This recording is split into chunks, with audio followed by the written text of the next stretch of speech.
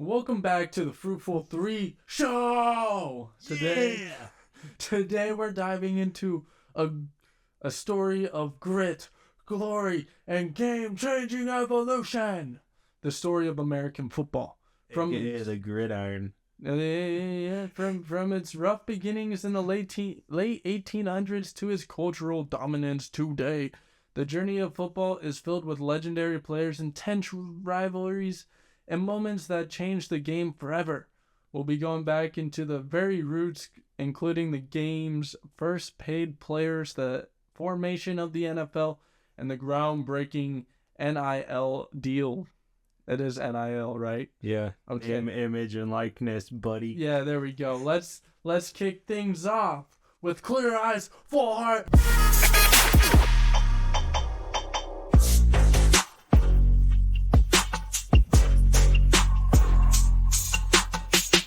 Okay, first thing first, always merch.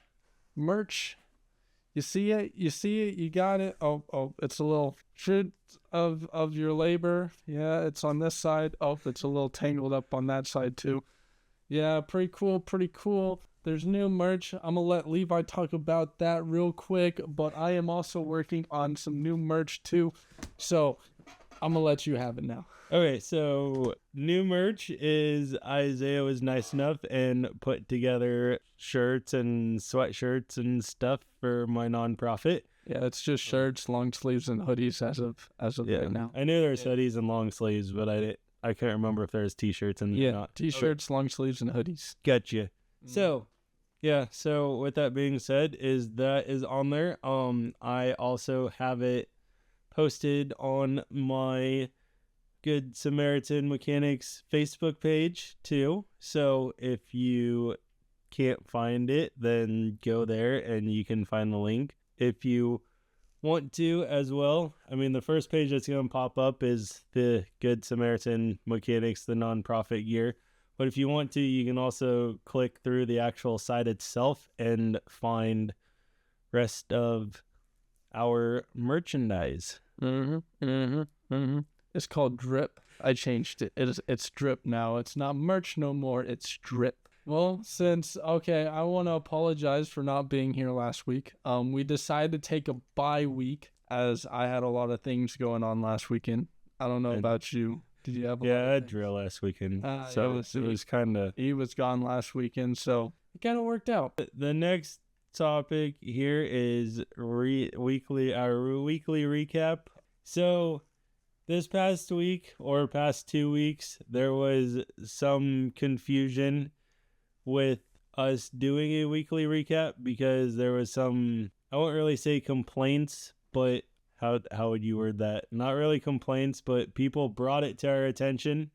Yeah, that they recommended, bro. There we go. They recommended. That's better than what I'm thinking of. But they recommended that we take it out because it's a little confusing, because we go into a weekly recap, like we do our intro, merch, and then weekly recap. And sometimes they said the weekly recap is a little confusing because it's completely off topic and it's like a giant rabbit hole. And then trying to transition back into our topic, which I have been trying to find ways to transition back, because I think, was it the last one we did was religion? Yeah. And so with that being said, is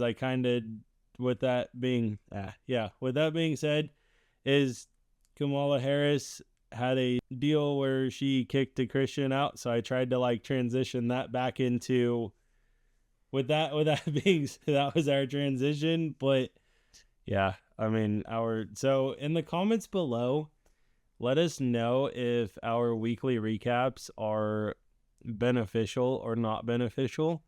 And I thought YouTube was timestamping automatically for me, but I guess not. So I will look into that technology of how to do it. And if we start doing that, that might actually be a lot easier. I mean, we could still do the weekly recap and find ways to transition in. And if you guys don't want that and want to jump into the actual main topic, then you got a place to click, bro. Yeah. Or we can just throw it in the back and everyone forgets about the stuff in the back. So basically, Huskers have a bye week this week. Their Central is playing for state tomorrow. Volleyball. Volleyball. There we go. Volleyball. That's kind of cool. LeBron James's kid is going to the minor leagues. Brawny. Yep. But yeah, that's kind of the quick recap, because like I said, there's a bunch of confusion, so I never really did much notes on it this week. And Ravens won. Just throwing that out there. Ravens won. Yeah, both of those games were thrillers. Chiefs won in a thriller on Monday night, and then Ravens won in a thriller Thursday. So that was... So since this was about sports, we did a quick recap today. But yes, let us know. Are you ready to dive into the first segment? Yeah. So American football, as we know it, it actually began as a blend of soccer and rugby. You know, the most English sports out there. I couldn't say really English sports. But it officially kicked off on November 6th, 1869, with the first intercollegiate game between Rutgers and Princeton. But the rules were much different back then, closer to soccer than what we recognize today. In 1873, key universities formed the Intercollegiate, oh my goodness, why did I choose this word? Football Association to standardize the rules. However, Harvard had exposure to rugby rules through a match with McGill University, which greatly influenced the gameplay. Walter Camp, often called the father of American football, brought changes in the 1800s or 1880s, including introducing scrimmages and downs to advance the ball. This is when American football really started to take shape as a distinct sport. You want to add anything to those two? Okay. Two things first. So one thing is, Harvard wasn't really involved in it because they did more of what they called the Boston rule, and then the other one was more like soccer. The Boston rule was more like rugby. Boston. Yeah. Boston. And then up in Boston, they see me Boston. Just dance moves that they never seen before, because they're from Boston. So the first the intercollegiate game was 1869. The first official game was played November 6th, 1869, Princeton Rutgers. And then the Intercollegiate Football Association was formed in 1873 with key universities including Princeton and Yale formed this association to standardize the Northeast. And then Harvard's introduction of rugby style in 1874, Harvard players adopted rugby style rules after competing against McGill University, which influenced future gameplay. So in Walter Camp, he is, like Isaiah said, he is known as the father of American football because he had a bunch of, I would say, genius ideas. And he kind of influenced the game from 1876 to 1903 with, like I said, with the development of this. Camp replaced scrummage with a scrimmage, changing how the game was initiated. He came up with a 3-down rule in 1882, introduced the requirement for a team to advance the ball 5 yards in 3 plays, preventing teams from holding the ball indefinitely. There was actually a incident. It's not in my notes. It's actually in my other notes, which is probably in my truck. But there was an incident that one team kept possession of the ball and the other team never got a possession. So after that whole incident, Camp's like, okay, we got to figure out how to make this more fair and equal. So yeah, and then Camp established points for touchdowns and field goals, which evolved over time. That was he came up with a new scoring system in 1883. it was technically, I think it was like 2 points or so for a touchdown. No, what was it? I think it was like 5 points for a touchdown, like 2 points or something. And then in 1912, it changed to 6 points with a PAT afterwards. And then in 1888, this is when tackling became a part of it. This rule was introduced to balance the advantage of speedy players and led to new offensive strategies. So there's kind of like your little timeline of how things were played. It became really interesting because Canada football plays it with 12 people, or they started playing it off with 12 people. So I would have kind of liked to see how that works because I'm so used to 11 man. Then came a pivotal moment in November 12th, 1892. The Allegheny Athletic Association, or AAA, defeated the Pittsburgh Athletic Club in a heated rivalry game. But what really made history that day was a player named William Pudge Heffelfinger, who was paid $500 to play. This was the first recorded instance of a player being compensated to play football, marking what many called the birth certificate of professional football. This payment was controversial at the time, but it's now recognized as the start of a professional sports era. So yeah, so we're going to get into this like later on with like changes and everything else, but it's amazing because like the average person that got paid was like, it was like $250 a game. It started off like $50 in the NFL for that, and then it moved up to like $250, and now you get millions of dollars to play in a league.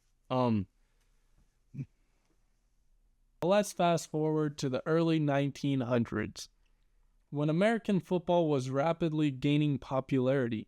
In 1920, what we know as the NFL began under the name American Professional Football Association, or APFA. It started as a loose collection of teams scattered across several states, with 5 original teams based in Ohio, including one in Canton, the future home of the Pro Football Hall of Fame. Anything in like that there, or keep on? Nope, keep going. You want me to read all of it? Oh, okay.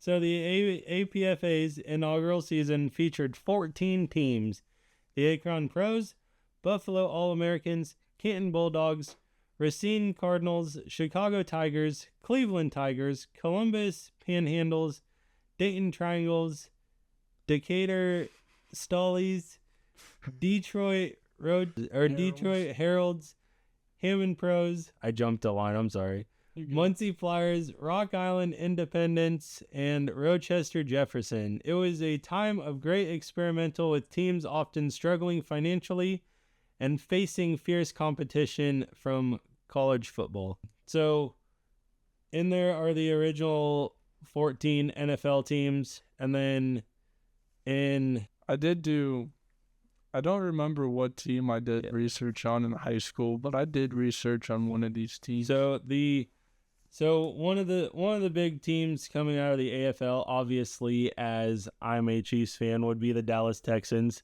Get off the stage. So with that being said, and the reason the Dallas Texans are a big part of it is because of Lamar Hunt. Lamar Hunt was a big, huge founder in the NFL. So he called teams and called different people who wanted to start leagues. They would not allow Lamar in the NFL, so Lamar basically said, screw the NFL. I'm going to call people who I know want to play, and I'm going to start my own league. And what happened was the AFL got really interesting, and the NFL wanted to shut the AFL down, and Lamar Hunt was like, no, like not a happening. So later on, they figured out how to make things work, which led to the NFC, AFC, and then eventually the Super Bowl, which Lamar Hunt founded. But the original teams are the Dallas Texans, also known as the Kansas City Chiefs, the Houston Oilers, LA Chargers, Buffalo Bills, New York Titans, Denver Broncos, Oakland Raiders, and Boston Patriots. The AFL originally started in 1960 with two divisions. It was the East and West divisions. And then the AFL and NFL finally merged in 1970, and that was when they added the Cincinnati Bengals and Miami Dolphins in 1966. So by the 1940s, the league had taken steps to stabilize and grow televised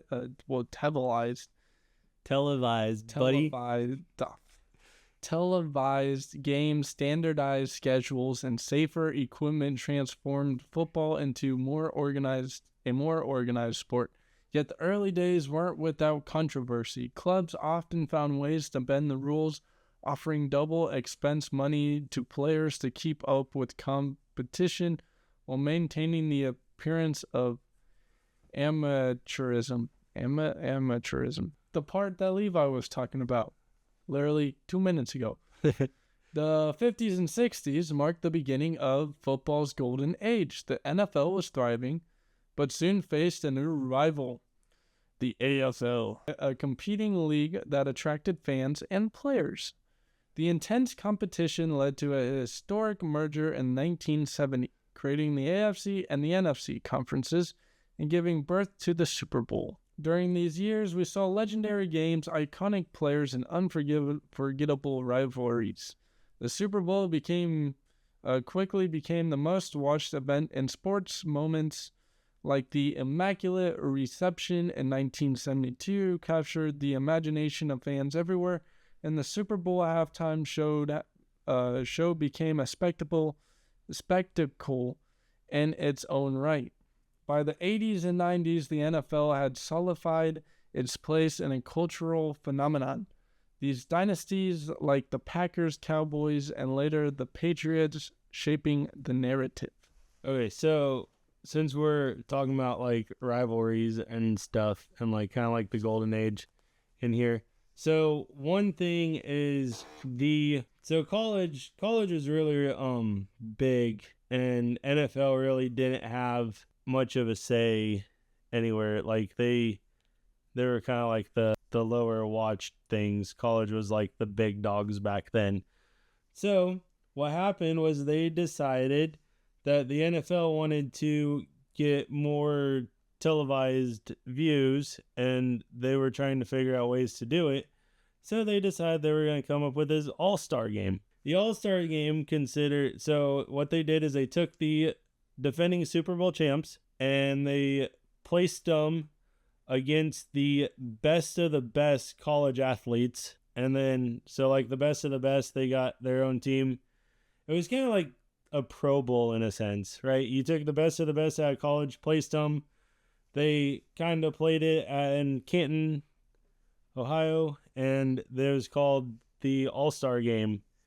And this went on from like 72 to 76, and it was a really, really big hit. And unfortunately, what happened was a downfall in this, because there was a downfall in this whole thing, because the Pittsburgh Steelers were the defending Super Bowl champs in 76, or 74, that'd be 75. And then what happened was it was a rainy game, just totally muddy field, just not the right conditions, and the Pittsburgh Steelers were injuring college players and just like pretty much knocking them out right and left, and these college players were getting injured and everything, and with the field conditions they pulled it and decided they weren't going to do it anymore, because they wanted these guys to actually have a future. So that was kind of the downfall of it.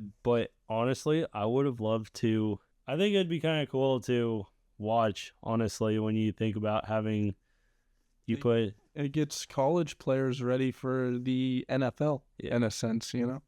Yep. So that was, like I said, that was kind of one of those things where it would have been cool to watch.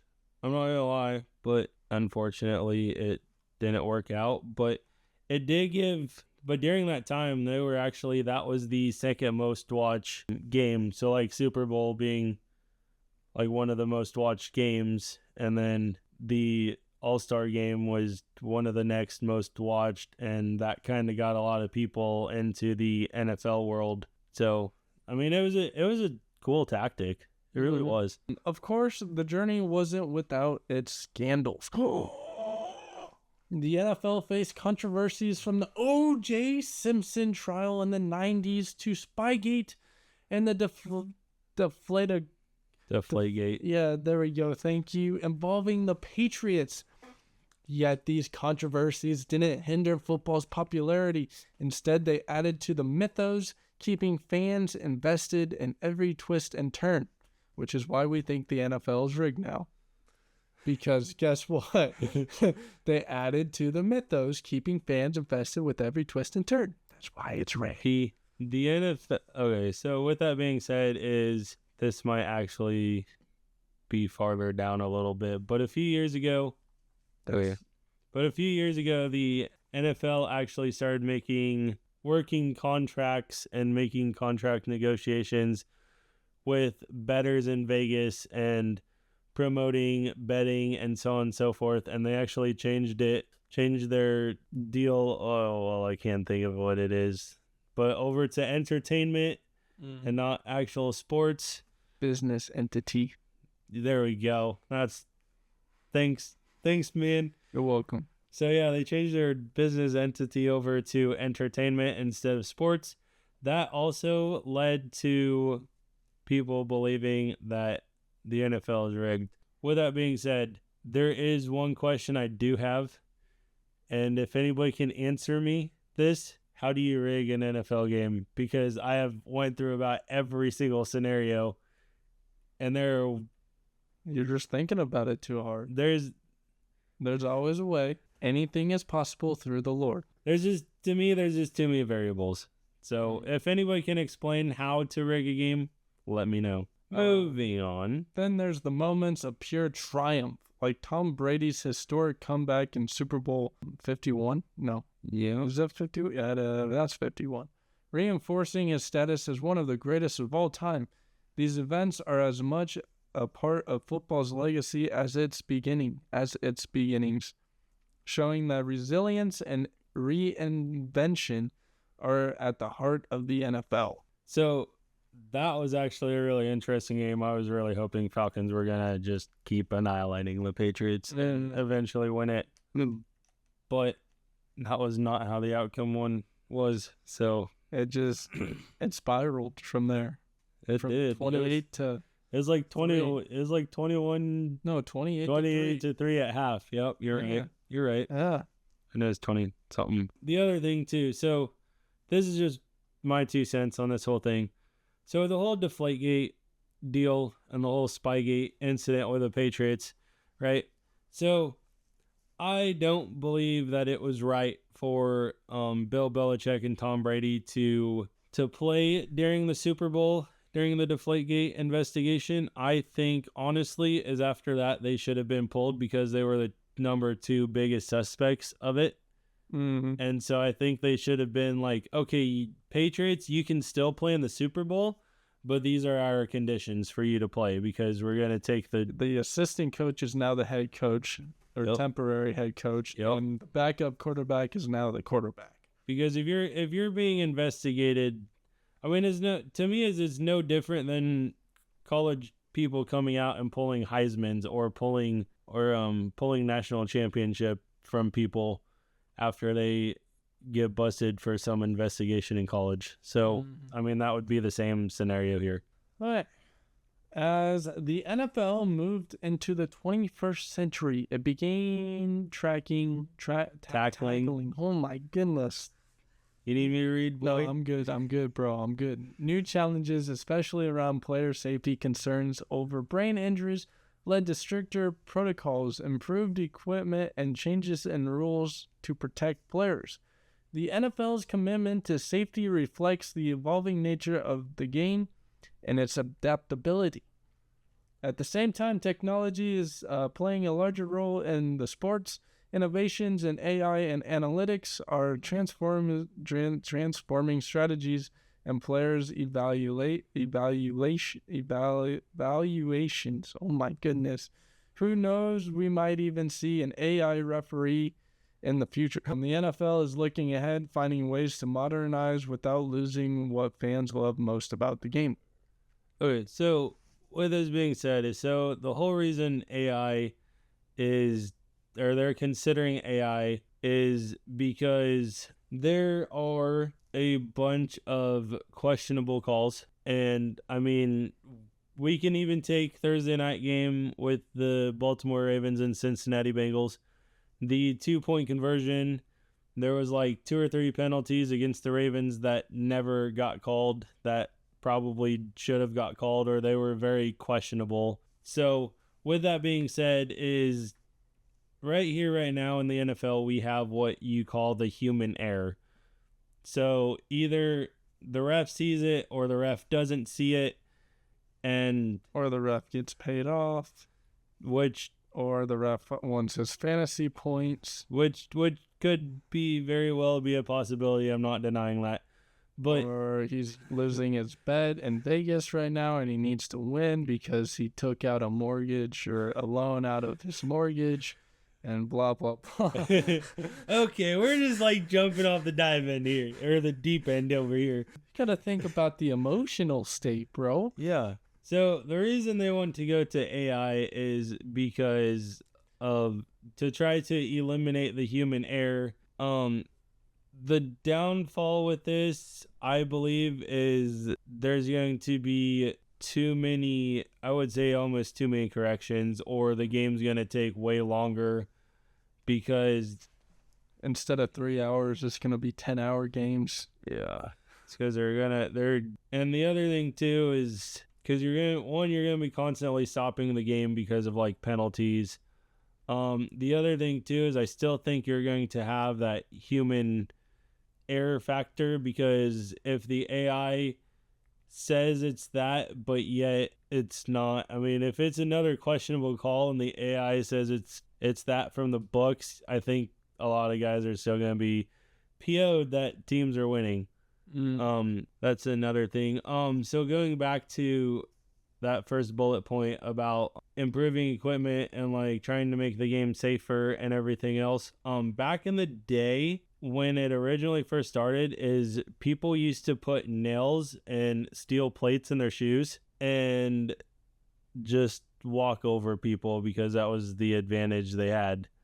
That was kind of why they decided some of these safety protocols, so you could actually not walk away from basically, you could walk away from a football game and not a street fight, basically, in other words. I wonder if they used rusty nails. I don't know. I just know that the guys back then, they had no padding, and guys would shove steel plates in their shoes and would shove nails through their shoes I don't know. I could only imagine getting stepped on one of those, because I don't think that would be very fun, in all honesty. Well, you stepped on a nail before, right? Oh, yeah. I know. Yeah. I mean, it's still ain't fun getting stepped on with cleats either. But I think I'd rather get stepped on with cleats. Well, I've been stepped on with spikes, like track spikes. Yeah.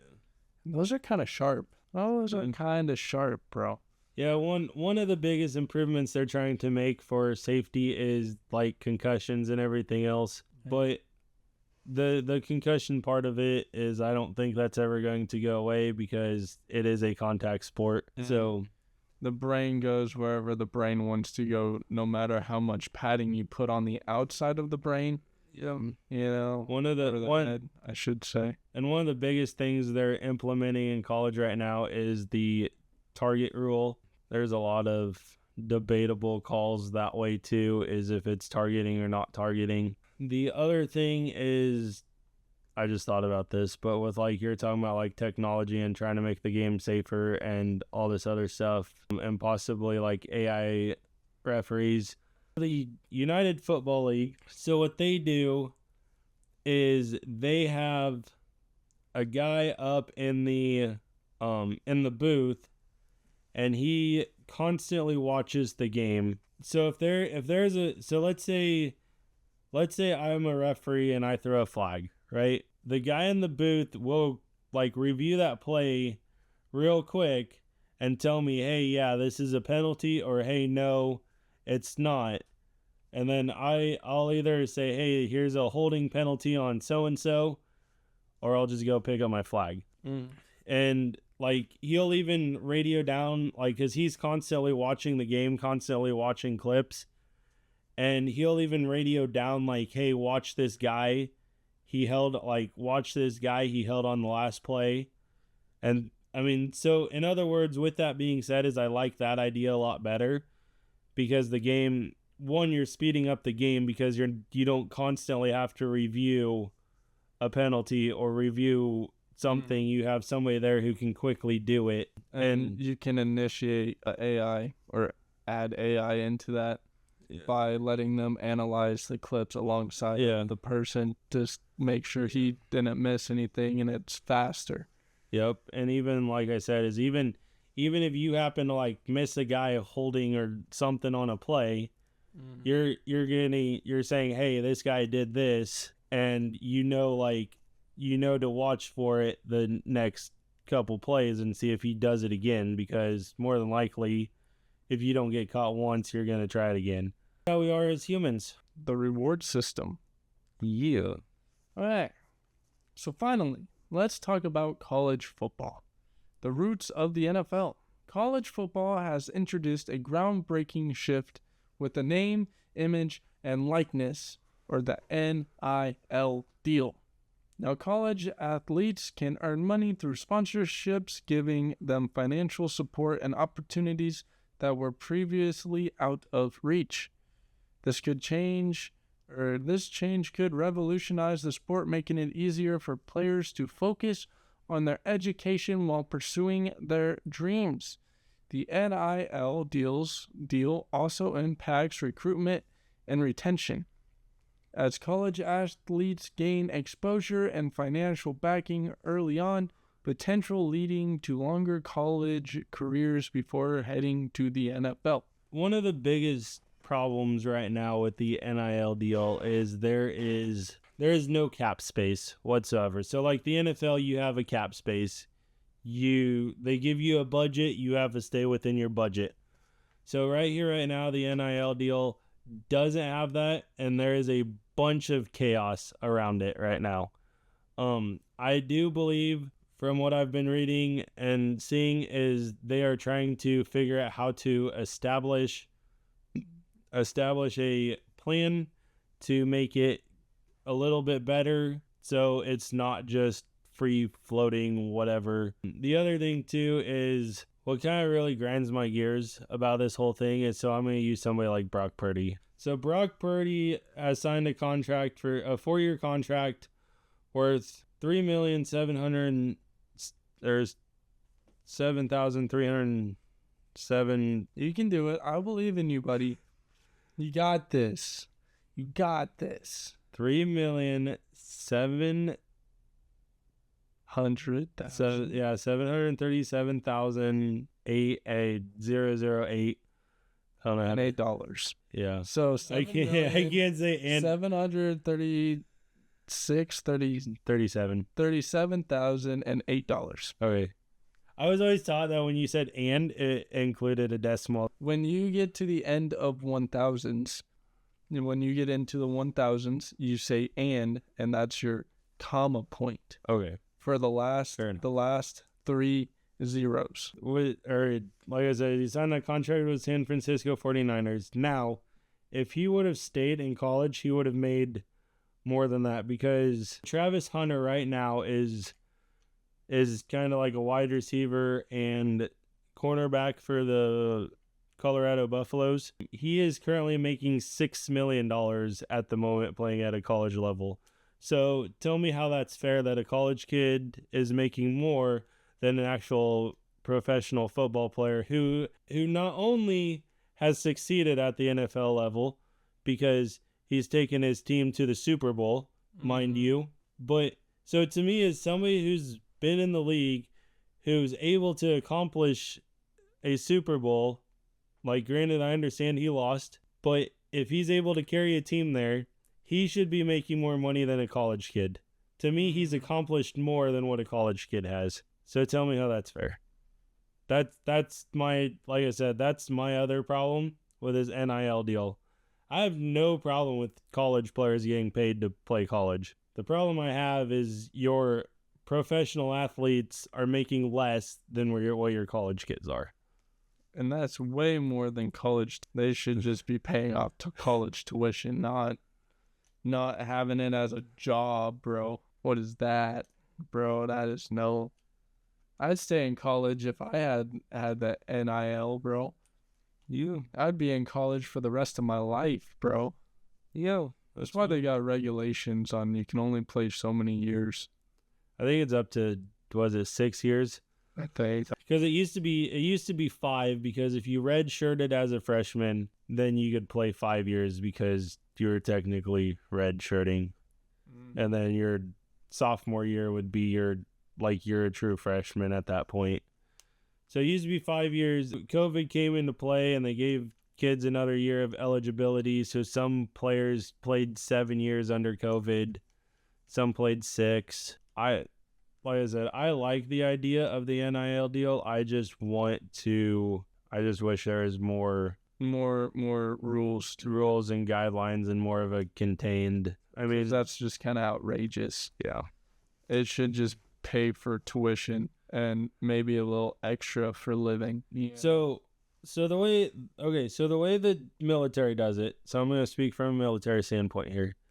So the way the military does it is like the military will go in and they will pay your full tuition, right? So let's say it's $80,000 to, let's just say it's like $80,000 to go to UNL. I'm just throwing a number out there. Don't quote me on this. Well, it's $40,000 per semester. So 40 times 4 would be 160,000 for 2 years. No, per semester. Oh, shit, semester. Sorry, I was thinking year. So yeah, so 8 semesters.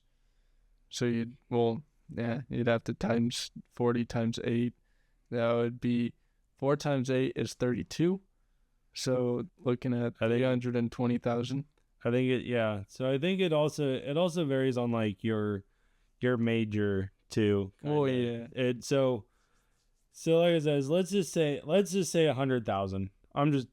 We're just gonna raise it here. So let's just say even 100,000, right? So let's say you get a scholarship for those 4 years. So let's say you're hypothetically, let's just say you join the Guard, and so you're in the Guard, and then you also have a full ride scholarship because you're just a badass athlete. So what the Guard does is they pay your full tuition, and then what happens is the college pays your full tuition, and then at the end of it, once you graduate, whatever money that was not spent gets kicked back to you. So basically, you get all of your military money back because you just double paid for your. And honestly, I think the NIL should be kind of set up that way, is say, hey, we will pay you up to your tuition fee, and if you have a full ride, we'll just so like say you get that 100,000 like a full ride because you're an athlete, but then once you're done, NIL's like, hey, here's your $100,000 back, and you basically start back at zero at that point. Here's another deal I just thought of, but now I got pencils. I got paper in front of you, bro. Oh, I know. This is in my head. That's the crazy part. That's why you gotta write things down, bro. Write things down, bro. I don't remember what it was. No.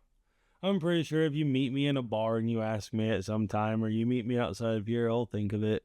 Yeah, you'll probably go to bed tonight and be like, oh, that's what I wanted to talk about.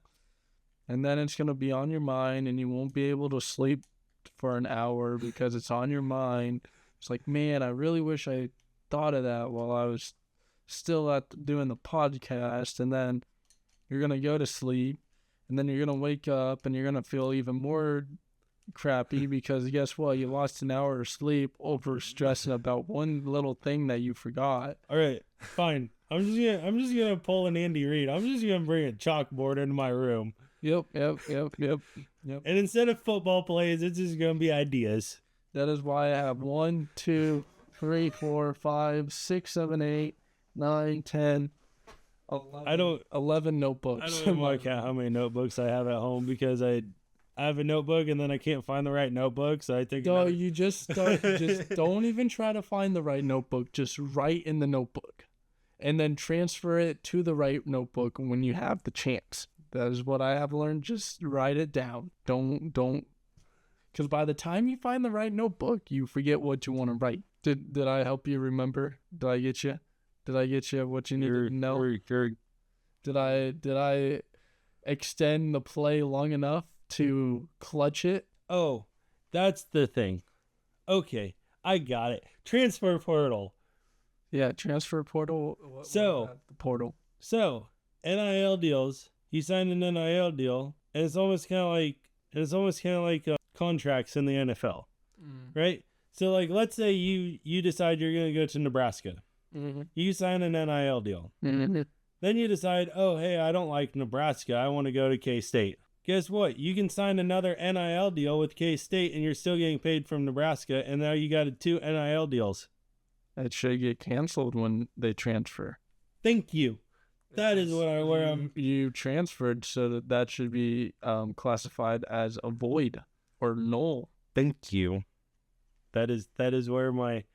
I told you I'd kickstart my brain somewhere. You just had to extend the play a little bit, get out of the pocket, you know. We had rush a little bit. We had to call a few audibles in there to didn't quite like what the defense was reading you, and then even the audibles didn't work. So we had to go to scramble drills. So yeah, that's the other thing is I believe NIL deals should be said and done. So let's say you sign an NIL deal for 4 years at UNL.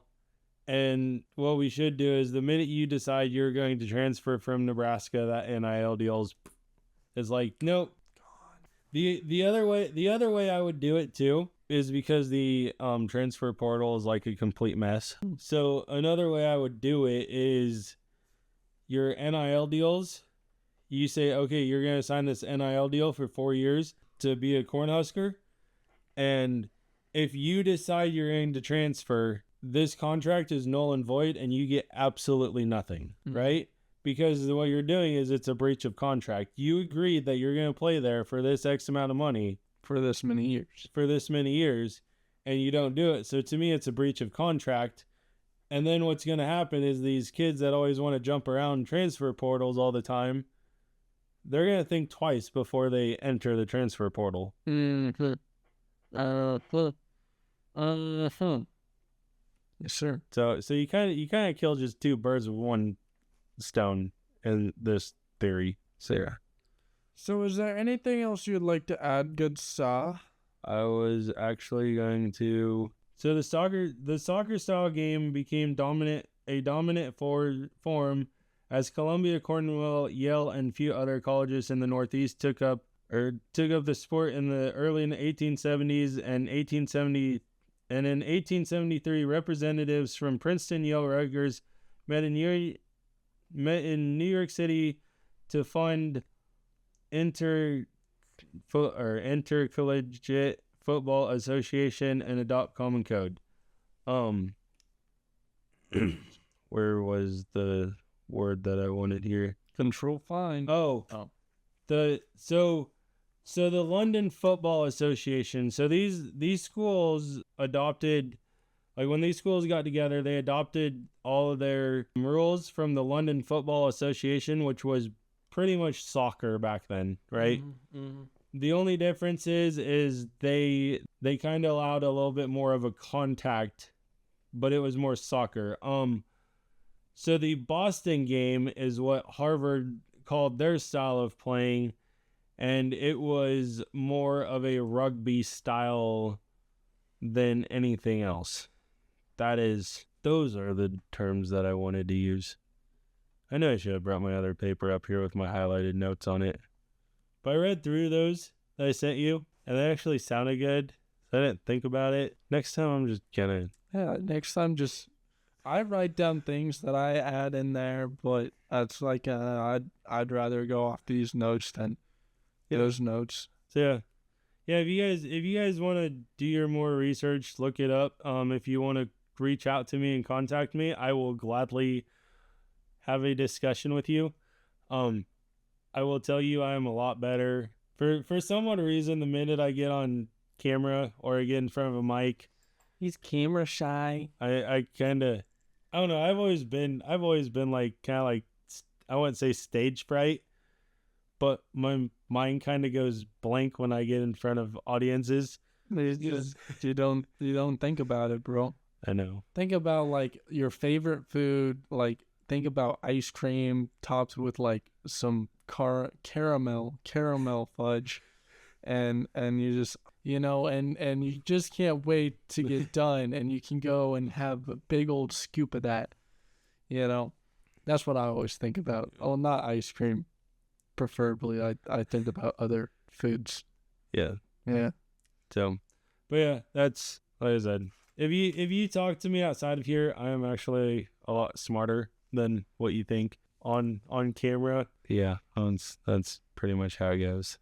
Oh, okay. Well, so you done? You want to wrap it up? I want to wrap it up. Yeah, I will. Ooh. I will wrap it up. So, football has come a long way from its rugged beginnings as a rough and tumble game to a beloved American pastime.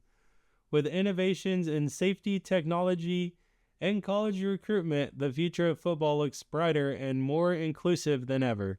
Thanks for joining us on the Fruitful Three Show as we journeyed through the rich history and promising future of football. Catch us next time. I love your play on words there. Catch us next time for more insights and stories. And stay fruitful and whatever else. Peace, love, happiness, and unity. Clear eyes, full hearts, can't lose. Oh, look at that.